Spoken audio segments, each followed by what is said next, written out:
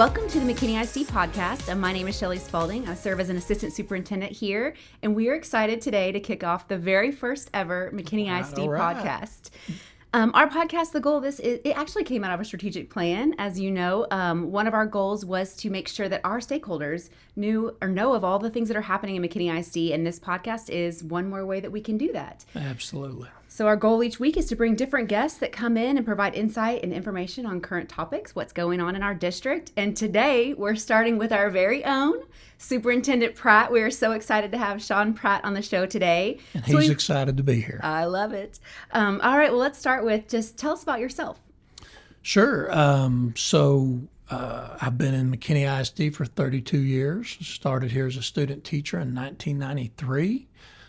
Fell in love with the school district first, and then took a job actually at Slaughter Middle School for 2 years, and then moved over to McKinney High School and coached over there and taught U.S. history. And after those first couple of years, I fell in love with McKinney ISD, but then I fell in love with the community and moved up here.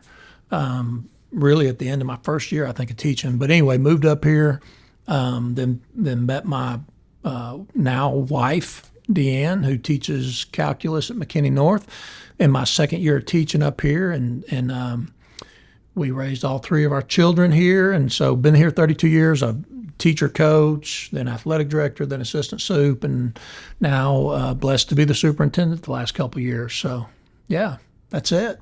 I love it, and I've had the opportunity to know you for quite a while now, Yes, but ma'am. Getting to work together every day for the last 2 years has been the most amazing experience. It's been my pleasure. I think it's important for the people to know what an intentional, positive, just focused superintendent we have. So just wanted to thank you with that. You're very kind, and I couldn't do it without teammates like yourself. Well, so I really want to know this next question. What's the best part or most rewarding part of being the superintendent in McKinney ISD? Sure. You know, I think it truly is the students and the staff. You know, starting with our students, we've got just amazing kids that do amazing things. They're so talented, and whether you're looking at fine arts, academics, athletics, community service, I mean, we have so many cool kids that just do amazing things in our, and so having a front row seat to get to see that, and be able to go to the campuses and observe it, to be able to go to events in the evenings and watch our kids. I would say that's one of the most rewarding. The others watching our staff. We just got outstanding teachers and administrators that go above and beyond every single day for kids. They got a heart for it, and they pour into it, being a teacher or a coach or being in education, it's really a lifestyle because it engulfs 90% of your life. I mean, I always get frustrated to hear people say things about teachers and the time off they get, and they are clueless, because if they truly know a teacher, they know that every single night, every single weekend, every single vacation, teachers are pouring into their lessons and the experiences they're trying to give kids. And it really is. It's a lifestyle more than a job. And so those two things, outstanding students, outstanding staff, and having a front row seat to watch the really cool things they do is inspiring. I think that's a great segue into the next question. What are some of the emerging trends in education that you are most focused on, and how are you prepping the district to adapt? Sure. I think, obviously, we got vouchers coming, right? We all have heard about that. But I think even before the vouchers get settled, funding is huge right now. No funding, no extra funding since 2019 in the state of Texas. And we all know what inflation has done since then. We all have our own personal budgets that we handle at our houses, and we know what the cost of groceries and gas and everything else, how much it's gone up, and there's just less spending money. That's the same situation for school districts. And so no extra funding, since 2019. Well, we've given raises to our teachers, and deservedly so. every year, right? So that money adds up because that's a continual. That's coming back every year when you give that pay raise, and then you throw inflation. You put in the rising cost of special education, all of those things, and it's creating deficit budgets in the state of Texas. We just got back from midwinter down in Austin and listened to a couple presentations, and they talked about 70% of the state of Texas, school districts in the state of Texas, are trying to make cuts to minimize their deficit budget. So it's not just a McKinney ISD issue. It's an issue across the state. So there's that. And then obviously the vouchers we hear they are going to happen, that the votes are there for the governor. And then hopefully I say hopefully, it sounds kind of, if they do get the vouchers approved, then we will be funded. And at this point, they've kind of starved us out where it's like we just got to have funding, right? But then what does vouchers bring? Nobody knows, so it'll be a new era in education in the state of Texas. So as in McKinney ISD, we get $6,160 per student for the allotment. But yet vouchers are going to get $10,000, right? So if you don't stay and you go, they're going to give you almost $4,000 more dollars. But we're just going to have to see where that goes and how it plays out, and what it means, and what impact it has. But obviously that's created, we had the enrollment trends and across the state of Texas. There's less students, and that kind of happened after COVID. People started waiting and having less babies and waiting later to have babies, right? And so there's been a decline in young kids, and I think that's coming back now finally. But that enrollment thing's hitting us. In McKinney specifically, we're kind of an odd situation in that our north is growing, and our schools up there are busting at the seams. But our schools in the Southwest, enrollment's declining because McKinney's a great place to live.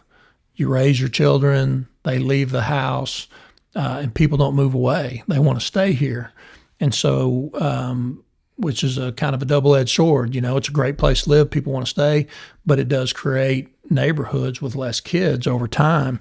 And so while our Southwest enrollment's declining, our North is busting at the seams, and that's been a complex issue that we've had to take on and deal with. And you couple that with districts around us losing enrollment, and some of them starting open enrollment. And while we were discussing it, once the districts around us started doing it, we didn't feel like we had a choice, right? We couldn't sit here and let any of our kids be handpicked and not be playing in the same game. So, that's one way we're dealing with it. To your question of how we're handling those things, we've added open enrollment funding. We're working very hard on a budget that'll be close to being balanced for next school year. And that is going to, cuts are coming, unfortunately. We probably won't know what the state's going to do till May or June. And so decisions have to be made long before that. But I think, again,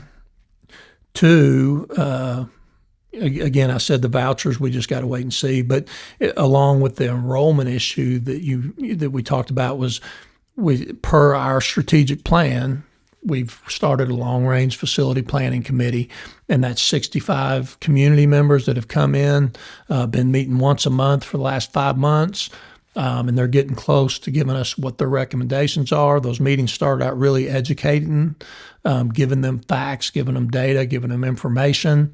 Now we've been having conversations, and very soon they'll be giving us their recommendations on our long-range facility plan and what that might mean, and then we'll move forward from there. So that's kind of how we're taking on the issues and dealing with them. Well, and I think one really positive outcome that you've really led us through is bringing in the Choose McKinney ISD, the open enrollment in McKinney. And I kind of wanted to circle back to that just to talk a little bit more because, our applications open on Monday, February 3rd. Yes. And so that's been a really exciting topic in our city and in our district. And just Are there things that you're excited, like just circling around that, just excitement around why we're doing that? We've been asked a lot of questions about that. And of course, budget needs, it helps us in a lot of different areas, budget and things like that. But I think more than anything, we were excited to open up McKinney ISD, the opportunities we have here, the schools we have. You talked about the teachers being one of the bright spots in our district. So I think really it's been exciting to even just offer that opportunity to other people.